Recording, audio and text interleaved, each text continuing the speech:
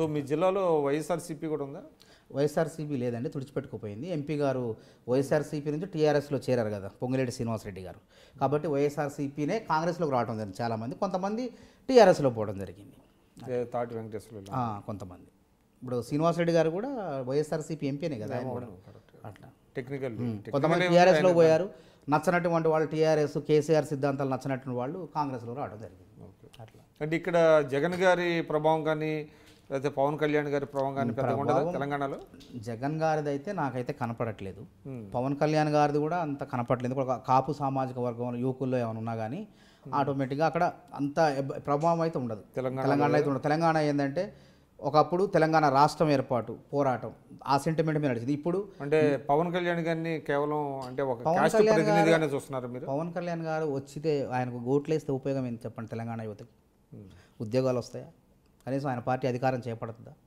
ఉపయోగం లేదు. యువత కూడా ఏం చేస్తుందంటే చెప్పాను కదా, ఇప్పుడు ఈరోజు కమ్యూనిస్ట్ పార్టీలు కూడా ఒక సిద్ధాంతపరమైన పార్టీలు ఏ విధంగా లేవో అదేవిధంగా ఈరోజు తెలంగాణ పౌర సమాజం కూడా ఆలోచన చేస్తుంది. ఏ పార్టీ మనకు కావాలి, ఏ పార్టీ హామీలు ఇచ్చిన నెరవేరుస్తుంది, సాధ్యమయ్యే హామీలు ఎవరు ఇవ్వగలరు అనేది ఇలా కాంగ్రెస్ వైపు మా ప్రజాకూటమి వైపు చూస్తున్నారు.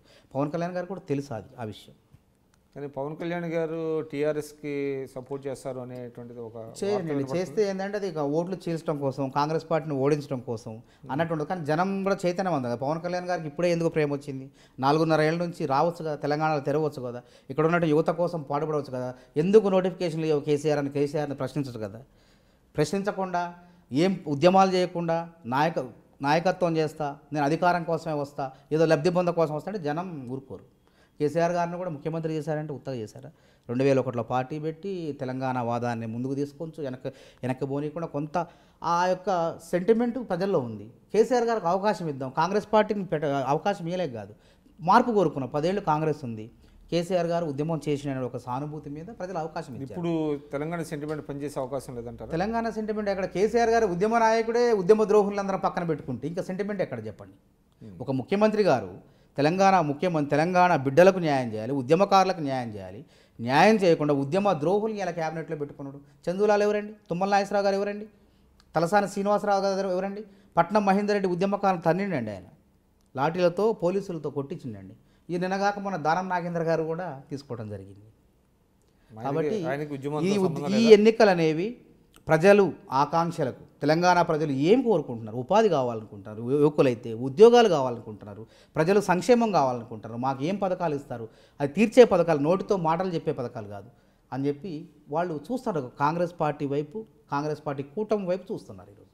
సో మీరు చాలా బాగా మాట్లాడుతున్నారు. ఒక యువకులు ఏంటి, మీకు ఎవరైనా ఇన్స్పిరేషన్ ఉందా రాజకీయాల్లో? వెంగళరావు గారు అంటే జమానా, నా చిన్నతనం నేను నిక్కర్లు వేసుకొని చూశాను ఆయన్ని. తర్వాత ఏంటంటే పుస్తకాలు అవి ఇవి చదివేడు. కందుకూరి వీరేశలింగం గారు జీవించారు చిన్నప్పుడు, లైబ్రరీలో ఉన్నప్పుడు అవగాహన. కాంగ్రెస్ పార్టీలో అంటే కాంగ్రెస్ పార్టీలో అంటే అభిమానం వేరు, అంటే వాళ్ళలాగా మాట్లాడాను కాదు, అది పుస్తకాలు చదవటం వల్ల, ఉద్యమాలు చిన్నప్పటి నుంచి ఉద్యమాల్లో ఉండటం వల్ల, కళాశాలలో వ్యాసరచన వక్తృత్వ పోటీల్లో డిబేట్ కాంపిటీషన్లో బహుమతులు రావడం జరిగింది నాకు. ఆ విధంగా అలవాటు. సో మొత్తానికైతే ఉస్మానియా టీజేసీ వల్ల చాలా మంది నాయకులు అయితే నాయకులు అయ్యారు. కొంతమంది అవకాశాలు వచ్చాయి, కొన్ని పార్టీలు అవకాశం ఇచ్చినాయి. కాంగ్రెస్ పార్టీ కూడా మా లాంటి వాళ్ళకి అవకాశం ఇస్తుందని ఇంకా ఎదురు చూస్తున్నాం. ఒకవేళ మాకు న్యాయం చేయకపోయినా కానీ మేము బాధపడలేదు. ఎందుకంటే కాంగ్రెస్ పార్టీ మధ్యలో వచ్చినోడు కాదు.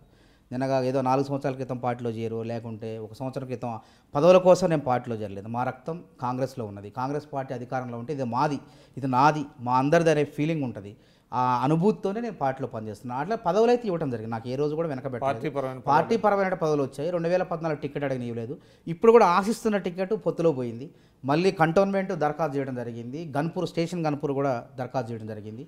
రాహుల్ గాంధీ గారు కూడా ఆ రోజు మొన్న డెలిగేషన్ నా పేరు మీద జరిగింది. హరిత ప్లాజాలో మొన్న వచ్చినప్పుడు అసలు ఓయూకి రావటం అనే ఆలోచన నాది, ఉత్తమ్ కుమార్ రెడ్డి గారిది. ఓయూకి వస్తే ఒక మంచి సందేశం. ఆ రోజు రాహుల్ గాంధీ గారు కూడా ఓయూను చూడాలని ఉవ్విళ్ళు ఊరుతుండేవాడు. అసలు ఓయూ ఏంది, ఉద్యమ స్ఫూర్తి ఏంది, ఆర్ట్స్ కళాశాల ఏంది, పుస్తకాలు చదివిన రాహుల్ గాంధీ గారు, తెలుసుకున్న రాహుల్ గాంధీ గారు ఓయూ ఒకసారి వచ్చిపోవాలని పాపం ఆయనకు ఆలోచన ఉండే. కానీ ఆశను అడియాస చేసింది కేసీఆర్ ప్రభుత్వం భయపడి. అది నా నాయకత్వంలోనే ఆ రోజు ఠాగూర్ ఆడిటోరియంలో డీడీ కూడా 25,000 రూపాయలు డీడీ తీసి అనుమతి వస్తుందని ఎదురు చూస్తుంటే వీసీ మీద వీసీని భయభ్రాంతులు చేసి పర్మిషన్ ఇస్తే బాగోదని చెప్పి బెదిరించి ఆపడం జరిగింది. సరే మేము బాధపడలేదు. సరూర్ నగర్ స్టేడియంలో భారీ ఎత్తున బహిరంగ సభ పెట్టుకోవడం జరిగింది. విద్యార్థి నిరుద్యోగ గర్జన పెట్టడం జరిగింది. రాహుల్ గాంధీ గారిని హరిత ప్రజాలో నా నాయకత్వంలో మానవతరాయ్ డెలిగేషన్లో ఆ రోజు 15 మంది విద్యార్థులు కలవటం జరిగింది. రాహుల్ గాంధీ గారు కూడా ఉత్తమ్ కుమార్ రెడ్డి గారు చెప్పడం జరిగింది, వీరికి న్యాయం చేయాలి, వీళ్ళకి అవకాశం ఇవ్వాలి, ఎమ్మెల్యేలుగా ఎంపీలుగా అవకాశం. గారు ఆ విధంగా అందరి సర్వీసెస్ని హైకమాండ్ దృష్టికి తీసుకెళ్తున్నారు ఉత్తమ్ గారు.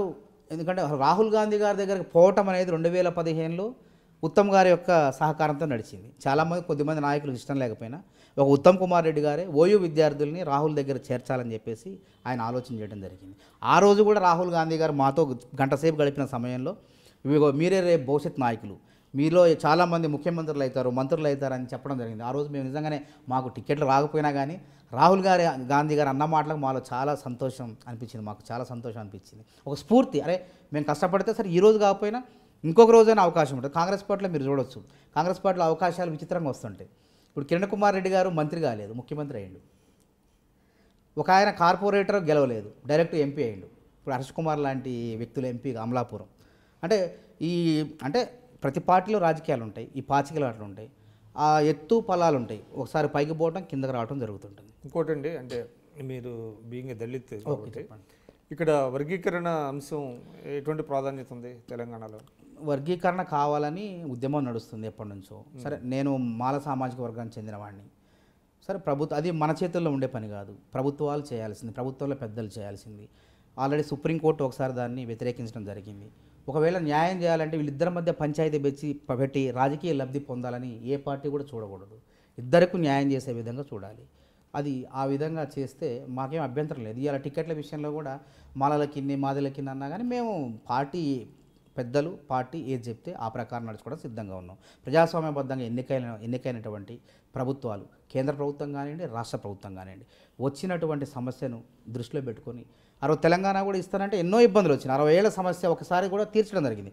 ఇది వర్గీకరణ అనేది దేశవ్యాప్తంగా ఉంది. ఇప్పుడు ఇక్కడ మాలలు తెలంగాణలో మాదిగలు ఎక్కువ ఉన్నారు, ఆంధ్రాలో మాలలు ఎక్కువ ఉన్నారు. ఈ వర్గీకరణ సాధ్యాలను కూడా పరిశీలించాలి. ఒకవేళ పంజాబ్ తీసుకోండి, వేరే రాష్ట్రాల్లో చమర్లు మహర్లు ఉన్నారు.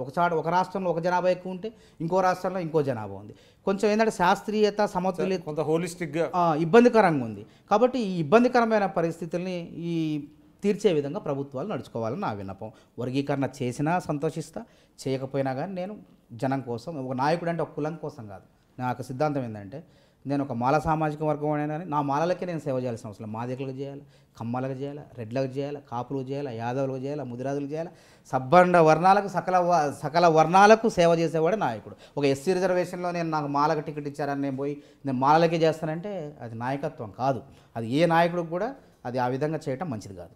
అది చాలా విషయాలు మాట్లాడారు. మీ పర్సనల్ విషయాలు చెప్పండి. ఇందాక చెప్పారు మీరు ఖమ్మం జిల్లా వాస్తవ్యులు. ఓకే. ఇది ఇదేంటి అంటే ఆర్ యూ మ్యారీడ్?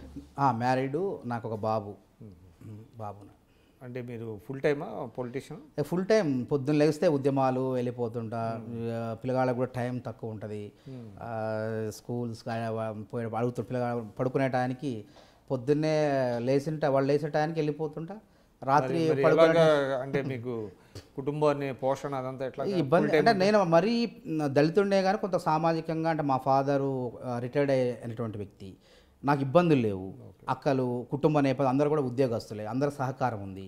రాజకీయంగా ఎవరు సహకారం లేకపోయినా కుటుంబ సహకారం బాగా ఉంది. నువ్వు ఇది చేయాలని అది చేయాలని నా మీద చేసినా కూడా మీరు ఉద్యోగం మీద నాకు ఆశ లేదు. మా కుటుంబంలో అందరూ కూడా అక్కలు కూడా బావులు అందరూ కూడా పెద్ద పెద్ద ఉద్యోగస్తులు ఉన్నారు. వాళ్ళందరూ సహకారం, దాంతోనే నేను ముందుకు నడుస్తున్నాను. తర్వాత కొంతమంది రాజకీయాల్లో ఉండమని చెప్పారా? మేమంతా నాన్న 30 ఏళ్ళు ఉద్యోగం చేశాడు.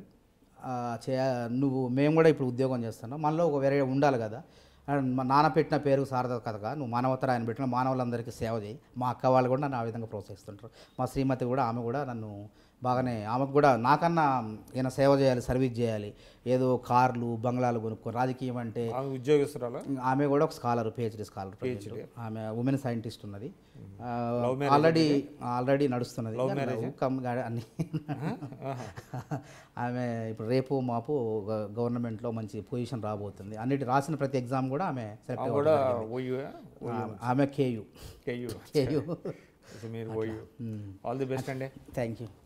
మీరు చూస్తున్నారు ఐ డ్రీమ్ న్యూస్ని. మీరు చూస్తున్నది ఐ డ్రీమ్ న్యూస్. అంటే కళలని నిజం చేస్తూ ప్రజలకి నిజాలని కళల ద్వారా తీసుకొచ్చే ఐ డ్రీమ్కి మై బెస్ట్ విషెస్. మీరు చూస్తున్నది ఐ డ్రీమ్ న్యూస్. మీరు చూస్తున్నారు I dream channel. For more videos please subscribe I dream. మరిన్ని వీడియోల కోసం ఐ డ్రీమ్ని సబ్స్క్రైబ్ చేయండి. Please subscribe I dream. And I am very much satisfied with the way interview went on. Kindly subscribe to I Dream. For more videos, subscribe to I Dream. And loads of fun entertainment and content. Do watch I Dream.